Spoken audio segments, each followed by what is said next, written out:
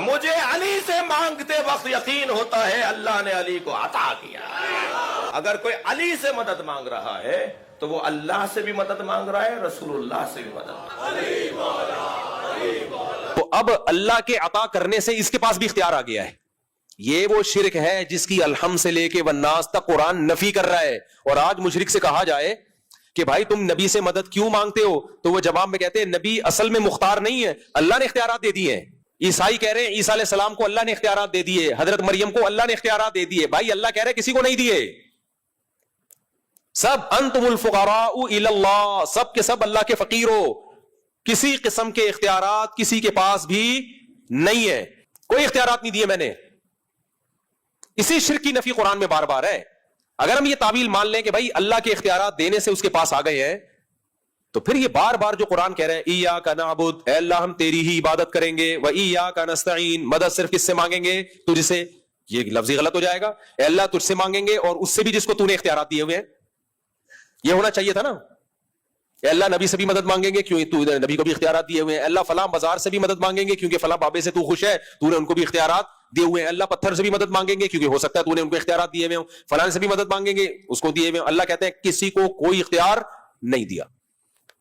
یہ سارے اختیارات کس کے پاس ہیں, اللہ کے پاس. تو ہم مدد صرف کس سے مانگیں گے, اللہ سے. یہاں ایک مشہور اشکال یہ لوگ کرتے ہیں کہ پھر پولیس سے مدد کیوں مانگتے ہو. ہیلپ لائن کا تو نام ہی مدد لائن. کیا خیال ہے بھائی, ڈاکٹر سے مدد مانگ رہے ہو ٹھیک ہونے کے لیے, تو اس کا مطلب ڈاکٹر کے پاس شفا کا اختیار ہے تبھی تو جا رہے ہو نا. وہ گولی دے گا آپ ٹھیک ہو جاؤ گے, تو یہ اختیار اللہ نے ڈاکٹر کو دیا. تو یہاں مدد کا مطلب, اختیارات کا مطلب یہ ہے اسباب سے ہٹ کے اختیارات. لاجک کے تحت تو اختیارات سب کے پاس ہیں.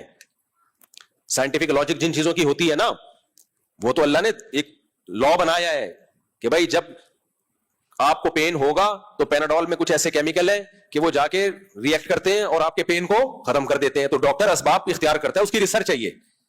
تو اسباب سے ہٹ کے جو کام ہے, جہاں اسباب فیل ہو جائیں وہاں مدد کون کر سکتا ہے, اللہ.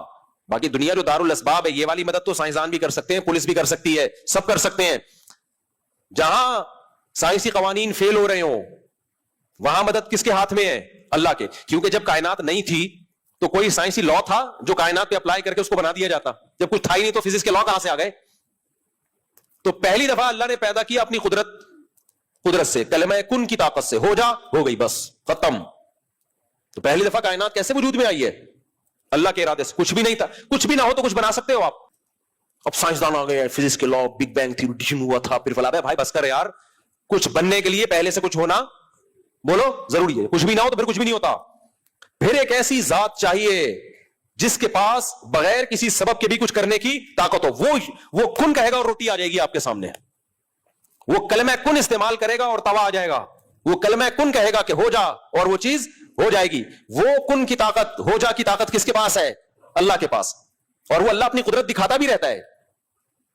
پہلی دفعہ تو اللہ نے اس کائنات کو بنانے میں دکھا دی, دوسری دفعہ آدم کو مٹی سے بنانے میں دکھا دی.